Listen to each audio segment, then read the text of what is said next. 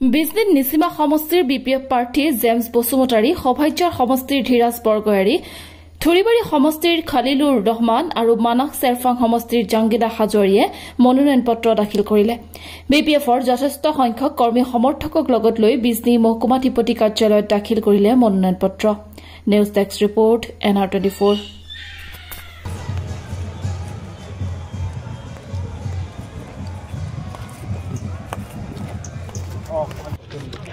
দাখিল কৰিলোঁ মই চালে ভালকৈ চাইছে নমিনেশ্যন দাখিল কৰিলোঁ। স্ক্ৰুটিনি আমাৰ 4 তাৰিখ 1টা বজাত আছে। স্ক্ৰুটিনিটো আৰু প্ৰব্লেম নাই, কিন্তু নেম নীতি আছে, মই আহি যাম।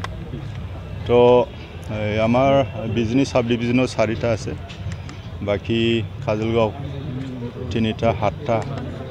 আজি খাজুলগাঁও আমাৰ হাগ্ৰামা ছাৰো দিব, পানীৰাম ব্ৰহ্ম দিব, তাৰপিছত আমাৰ স্কুট সিংদা দিব, বাকী আমাৰ এইফালে ধীৰাজ যিমান আছে আৰু জাংগিলা, তাৰপিছত কলিলুৰ দা, মই প্ৰথমতে দিলোঁ, মোৰ শেষ হ'ল।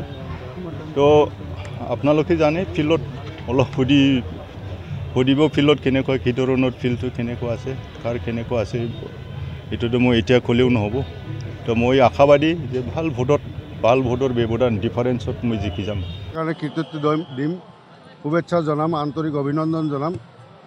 তাৰপিছত আমাৰ দলৰ বিভিন্ন বিষয়ববীয়াসকল, নেতৃবৃন্দ সকলোকে মই আন্তৰিক অভিনন্দন জনাম। আৰু সমষ্টিবাসী ৰাইজক, আৰু কেৱল সমষ্টিয়েই নহয়, থুৰিবাৰী সমষ্টি নহয়, একদম গোটেই BTC বা আমাৰ বিজনী জিলাৰ অন্তৰ্গত বিভিন্ন মানুহক মই মোৰ আন্তৰিক অভিনন্দন আৰু শুভেচ্ছা দিছোঁ। যথেষ্ট আশা লৈ তেওঁলোকে আমাক আগবাঢ়ি দিছে। গতিকে আৰু যি সহায় সহযোগিতা আমি ৰাইজৰ ফালৰ পৰা পাইছোঁ, আমাৰ ভোটাৰ ৰাইজৰ ফালৰ পৰা পাইছোঁ, গতিকে মই আজি বা আমাৰ দল যথেষ্ট উৎফুল্লিত আৰু আমি বিজয়ী হ'ম বুলি আমি আশা ৰাখিছোঁ। ভগৱানৰ ওচৰত, আল্লাহৰ ওচৰত চবেই দোৱা মাগিছোঁ, প্ৰাৰ্থনা কৰিছোঁ। আৰু এই হিচাপতে আপোনালোককো কৈছোঁ যে আপোনালোকেও আমাৰ কাৰণে আশীৰ্বাদ কৰক।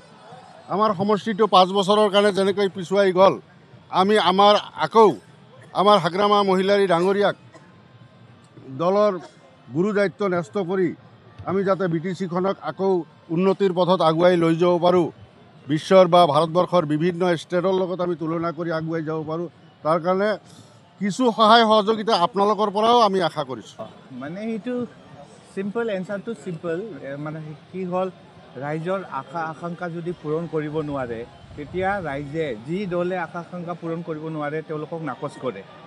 সেইটো কাৰণে এবাৰ ৰাইজে UPPL বা যি বৰ্তমান চৰকাৰ, তাতে BJPও আছে, তেওঁলোকক নাকচ কৰিব, সেইটো খাটাং।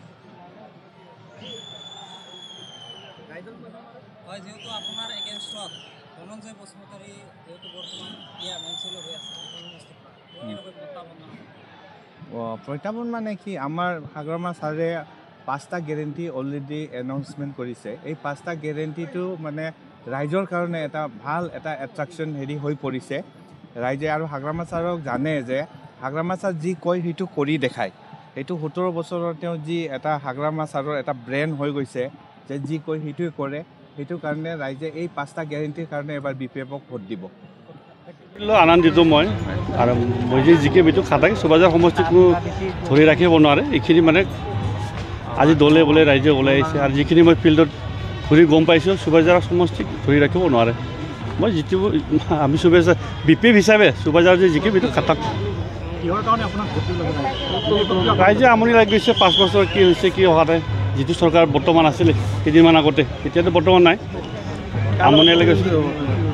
প্ৰতিদ্বন্দ্বী বুলি মই নাজানো, কোনোবা অলপ পিছলৈ যাব আৰু 2, 3 নম্বৰ 4 নম্বৰ থাকি যাব সিহঁতে, কিন্তু মই বহুত আগত যাম সেইখিনি।